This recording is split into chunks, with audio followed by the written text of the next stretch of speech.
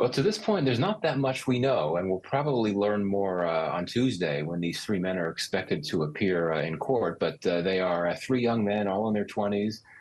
None of them are citizens or permanent residents of Canada. They'd all arrived in Canada, I believe, over the last 3 to 5 years.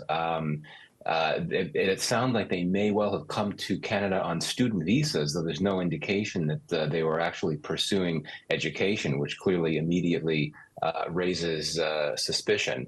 And it does sound like there might be some more arrests coming. Canadian police have suggested that that could be the case. And for what appears to have been a sophisticated crime, an extrajudicial killing like this, one would think that more than three people would have been involved. Yes, indeed. So that will be something to watch. Do you think it starts to back up the Canadian government's claims that there was some sort of masterminding by India? Well, this is the big question right now. I mean, to this point, we really have not seen much evidence at all made public that points to some type of Indian connection, even though indeed the Canadian government, starting from the Prime Minister on down, has been publicly making that allegation for quite some time. And India has, of course, denied any type of involvement at all. But I would argue that the arrest of these three men really just muddies the waters more in the sense that it puts out it gives India another reason to respond angrily and defiantly that they had nothing to do with this. Yeah, indeed. There's also been calls to pursue potentially intelligence agents, even diplomats that might have been connected to this crime. How credible is that, and how hard would that be all to connect?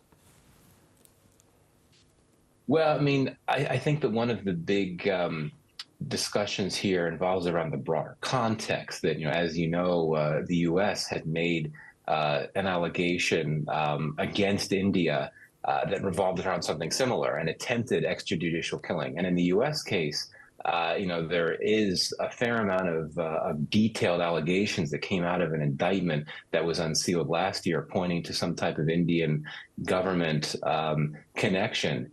And the U.S. investigation has indicated there might be some connections between the Canadian and the U.S. cases. Again, we don't know.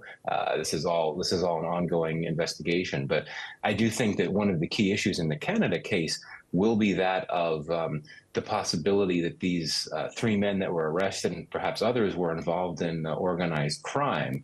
Now, I think that India has used that. India all along has said that this was clearly a case of organized criminals killing this person in Canada, and that the Indian government had nothing to do with it.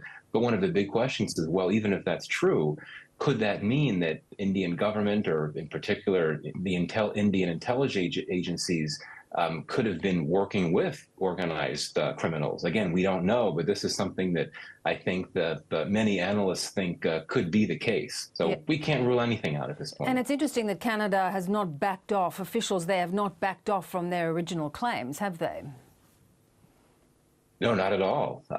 They've remained very focused on these claims. And I think that the fact that the Prime Minister made these allegations on the floor of the Canadian Parliament, and at that point indicated that there was some type of Indian government involvement, hard to imagine that the Prime Minister would not have taken that type of bold step unless there was a fair amount of confidence in his part that what he was saying was rooted in truth. But what we've heard, the public messaging from the Canadian government all along has been that an investigation is ongoing, that more could be coming. So indeed, it is quite striking that Canada has not backed off from this very serious allegation, which of course has made the Canada-India relationship, which was already in a fragile state, it has put it in an even worse place. Yes, I was going to ask you about that. Of course, India is going through this very protracted election process.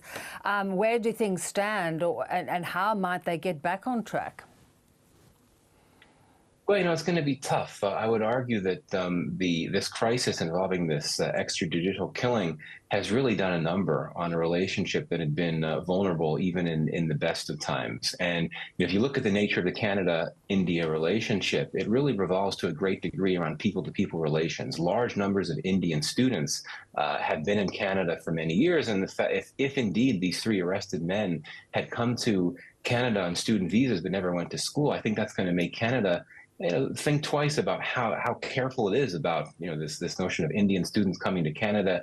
That could have implications for the relationship. I would argue that the Canada-India relationship has long been hampered by this issue of Sikh separatism, in the sense that India, for many years, particularly the last few years, when you've had the current Canadian government in place, the view in New Delhi is that Canada has been unwilling to take serious these threats that India believes these Sikh separatists pose to Indian security, and the fact that you have had Prime Minister Trudeau at times appearing at political events where you had some individuals that have openly expressed support for Sikh separatism, that doesn't help the relationship either. And unlike a relationship like the U.S.-India relationship, which is just stronger and much safer, so to speak, I think it's going to be very difficult for the Canadians and the Indians to manage to get themselves out from this crisis and figure out a way to pursue cooperation, even though they do have a very solid relationship in areas like trade and also strategic convergences. Both countries have been concerned about China's rise and have been interested in countering it. Yeah, indeed.